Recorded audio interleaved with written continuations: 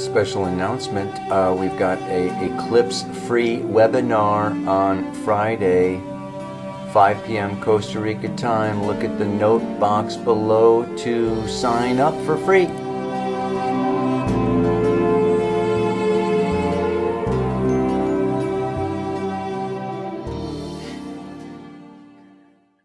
Hola, this is Kapacha with the weekly Pele report. Yeah! And it is windy outside and I got a ton of stuff to do, so I'm just knocking this sucker out at my desk. I'm sure that you can relate. The eclipse is coming on Friday and it's, it's like super intense. I want to share my screen with you and show you a little bit about this. There's a lunar eclipse coming and let's just go right ahead and do that. Here we are. Kaboom.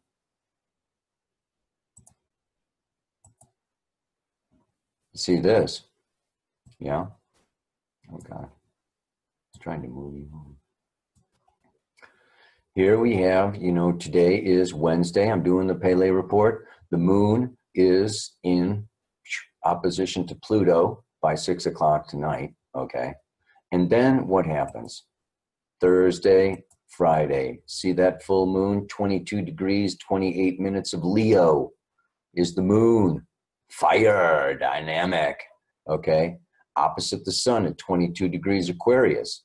The reason that it is an eclipse, it's a penumbral eclipse, okay? It's because the moon is conjunct the north node of its own moon. I'm going to talk about how that makes the moon so much more powerful, a very emotional weekend.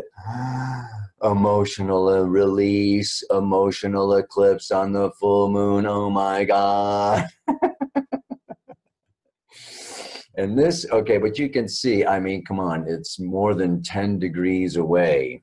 Okay, so the penumbral is like, and I want to show you, you're not going to be able to really tell that much about this eclipse because it's not going right. It's not a total lunar eclipse where the shadow of the Earth makes a cone, and it gets bigger and bigger and bigger, and it covers the whole moon, and the whole moon goes dark and turns like blood red. Okay, on a total lunar eclipse. This is not one of those. This is very subtle. It is a subtle lunar eclipse. Like you can hardly even freaking tell it's there. Let me show you this other screen. Okay, is this it? I hope so. Look at the difference before the eclipse and in the middle of the eclipse. So it is in alignment with the sun, moon, and earth plane. So it is an eclipse, but it falls just outside the shadow of the earth. So you will have to be very observant, okay? Some people will actually look at this full moon during the eclipse and not even be able to tell that it is an eclipse. That's how subtle it is. All right, I'm going to stop sharing again. I'm getting this down because I'm doing so many doggone, webinars. Okay, this is the start of the eclipse season. So Friday we have this eclipse, and this is what else I want to talk to you about. You can see the sun in trine to Jupiter. This is going on all week, 22 to 23. Okay, so it's all week. The sun is trine Jupiter, very beautiful. And Venus is conjunct Mars. You can see that in the night sky in the west. Okay, they're close, but they're going to just not even really kiss each other before they start separating. They will not conjunct before Venus goes retrograde. I'll talk more about that later. But for now, I want to go forward. Here we go. Boom, boom, boom. What happens? Black moon Lilith goes into Sagittarius, okay, on Monday. She has been in Scorpio since May of 2016. Endings, closings, death, and finish, lose, let go. So this, you know, this, it's no accident. It's no, you know, it's very synchronistic, okay, that this eclipse is happening right as Lilith is in what they call the critical degree of 29 degrees of Scorpio, super freaking powerful, bringing this time of closure, releasing, purging, cleansing, everything, yeah, to what happens, okay? Look at, she goes into Sagittarius, and we want to keep on going up here to what? The solar eclipse, okay? On the 26th, we're going to have a solar eclipse where the moon, and it is a total, yeah? Because you can see it's very close to the moon's nodes, yeah? So here we have it, yeah, like 8 degrees of Pisces, a new moon on the south node of the moon with Mercury. And here, okay, I'll talk about it, I'm sure, in the Paleo Report around the 26th, but it's, first of all, the lunar eclipse is happening first and then the solar eclipse. That's important. The lunar eclipse is happening when the moon is on her north node. That is important. And it makes her more powerful, okay? And, you know, this last, solar eclipse is a total solar eclipse, so it's very powerful. Let me, I will sit outside, look at the camera, you know, and have some green behind me and talk to you more about what all of this means, because I can see this is somewhat technical for some of you. Okay, so what does this all mean? What is going on? I'm sure that you may be feeling, if you are sensitive and tuned into the collective unconscious, okay, there is a jitteriness, there is a nervousness, there is a anticipation, but it could also be anxiousness or anxiety living within the collective right now, almost like aliens are approaching, or, you know, you know, like there's, you know, here comes a plane. That's great, man. Good timing. Yeah, because this is what happens. It's like the auric field of the earth is broken on these eclipses, and weird, new, bizarre, foreign energy from deep space kind of enters, you know, the souls that are going to incarnate for the next 6 months are coming in during these eclipses, and there's this kind of influx of new, and it's a bizarre, it's a very uncertain time. And this, of course, is magnified 100 times by Jupiter opposite Uranus, square Pluto, okay? And now we have Venus and Mars, both together in Aries, ready to start, ready to charge, maybe ready to fight, yeah? To react. Aries is known for being very reactive and jumping on the defensive, and that defensive reacts, okay, on an offensive. What's the thing? The best defense is a good offense. That's Aries. You know, I mean, I'm going to strike you before you strike me. I'm going to leave you before you leave me. I'm going to do this before. So, you know, we got this kind of energy with the masculine and feminine going on. Like, okay, you know, I want to do something, but I don't know what to do, you know, because I can't really, I just get this sense. And so we're all just, it's like walking on eggshells, and everybody's just kind of like, ah.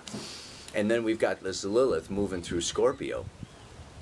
So all I can say is the moon comes up, lunar eclipse on the north node of the moon, very powerful emotional time. The emotions have to do with chaos, they have to do with the subconscious, they have to do with our emotional nature. And when the lunar eclipse happens before the solar eclipse, okay, it says that all of this emotional subconscious, the moon is the past, needs to come up to the surface, be felt, okay, be processed as much as is possible, and be released. It's like cleaning the slate, erasing the chalkboard, so that 2 weeks later, when the solar eclipse comes, it can really kick in, okay, with a clean slate and not be shackled by the past or the unfinished business, or the like words unsaid, words unspoken, things not, it's like we don't want to carry the past into coloring the future.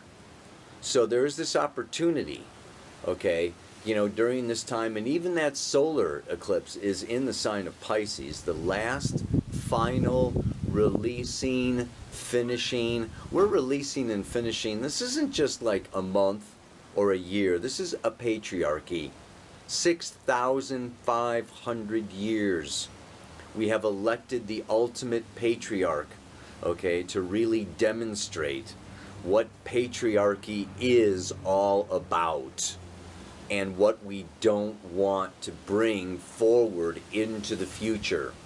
So we may all be experiencing the kind of like, whoa, wow, what is happening? What just hit me? What, and it's just like, wake up, okay, it's, time to create a new paradigm, time to create a new future.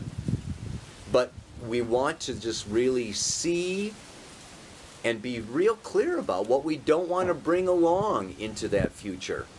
What the new paradigm really is, by fully recognizing the old and the dangers and the pitfalls and the false realities and the lies and all the stuff that we have going on that needs to like really get out of the way, so that the new can really emerge. So this is kind of like, plowing the field, okay, putting the compost down, digging up the old roots and the old vines. I used to have blackberries growing in my front yard. Blackberries, it's like, wow. You cut them down, they grow back. You pull them out, they grow back. Okay, they spread, they take over, they're highly invasive. Okay, they're like the patriarchy.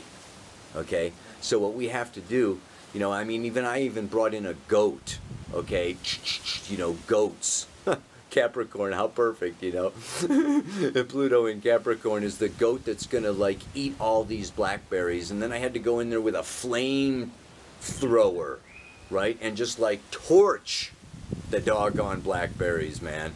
It's like, so this is, it's like we have to dig up, we have to pull out by the roots and get every last part of patriarchal conditioning out of our system, okay, in order for this new paradigm to grow like a new garden, okay, without the weeds from the past. So we are in the weeding phase, and it's not pleasant. We feel things getting jerked out and pulled out and yanked out and burned out, and and the goat eating us out, and it's just like, ah.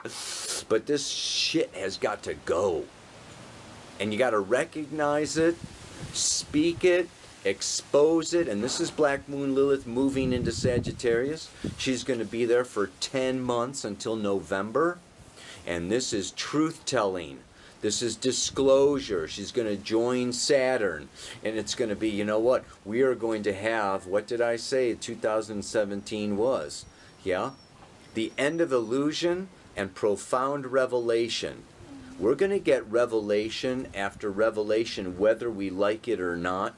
And it may not be pleasant revelations, but it's stuff that we've got to see to diagnose the illness so that we can take the right remedies and make the right choices for the future of our children, their children, and our planet, yeah?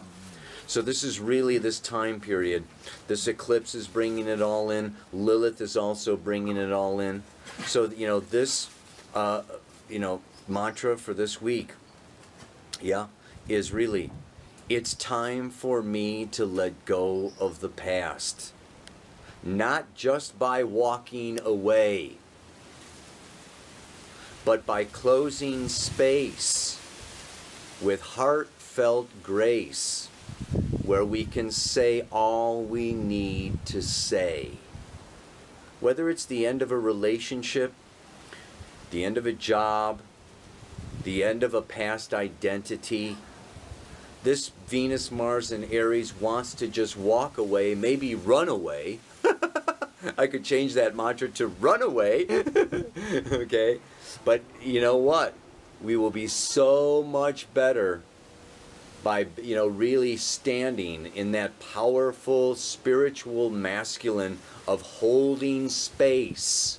The warrior holds space and listens and hears and receives the wisdom that is generated by reviewing the past and reflecting on the past and saying all and listening to all and hearing all, purging all, getting all the emotions, okay, getting it all out.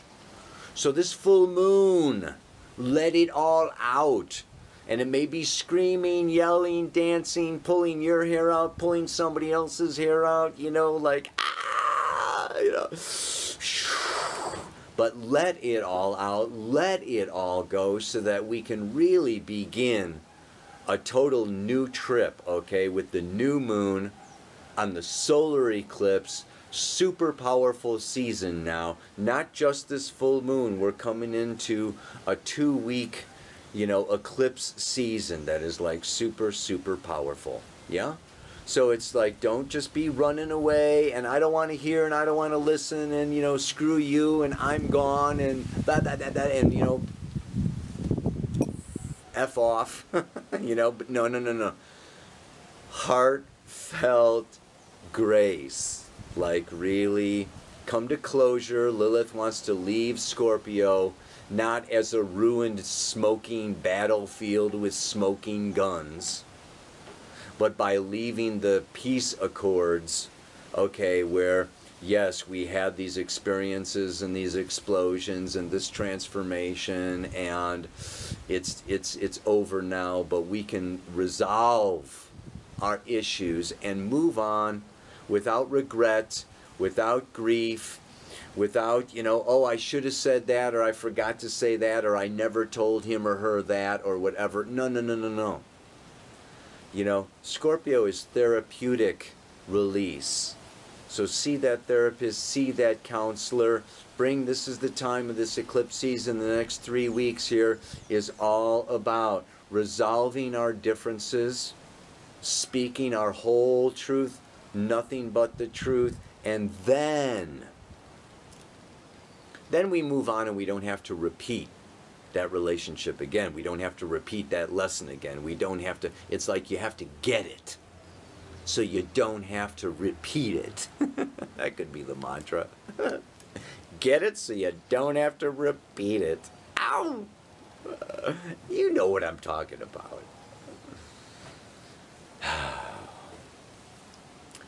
What is it? It's time for me to let go of the past. Not just by running away, but by closing the space with heartfelt grace, where we can say all that we need to say. Let it out, baby. Namaste. Aloha. So much love.